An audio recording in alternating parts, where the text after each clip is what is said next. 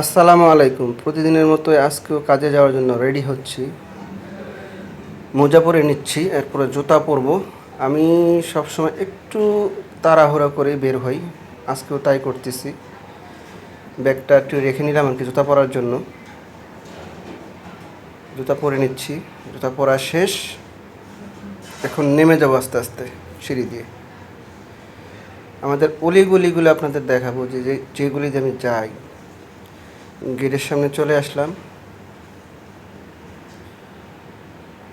এইটা হলো আমাদের যে বাসার সামনেতে নেমে যে গলিটা, সেটা আপনারা সবাই জানেন যে ঢাকা শহরে অলিগলি অনেক বেশি, চিপাচাপা গলি অনেক বেশি। এটার রাস্তাটা মূলত রাস্তাটার কাজ চলতেছে, এই জন্য এই অবস্থা আর কি। হাঁটতেছি আর কি। এখন চলে আসলাম যে মেইন রোডের পাশে যে রাস্তাটা, সেটা একটু সামনে গেলে হলো মেইন রোড।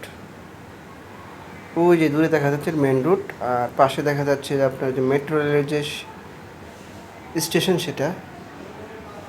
চলে আসলাম মেইন রোডে। এখন রাস্তা পার হব। এই যে রাস্তা পারাবার জন্য রেডি হচ্ছে আর কি। রাস্তা পার হয়ে গেলাম। এই যে একজন বৃদ্ধ লোক শুয়ে আছে আর কি, যারা অনেক রাস্তায় দেখবেন যে অনেকে শুয়ে থাকে এরকম করে। এখান থেকে যে কোনো একটা বাসে উঠবো আর কি। আমি আয়াত বাসে ওঠার জন্য চেষ্টা করব। আয়াত বাস থেকে ডাইরেক্ট এসে নেমে গেলাম খামারবাড়ি এসে আবার অন্য একটা বাস উঠতে হয়, ভেঙে ভেঙে যেতে হয় আর কি। ওই যে দূরে বাসটা দেখতেছেন ভিআইপি বাস, ওইটাতে উঠবো।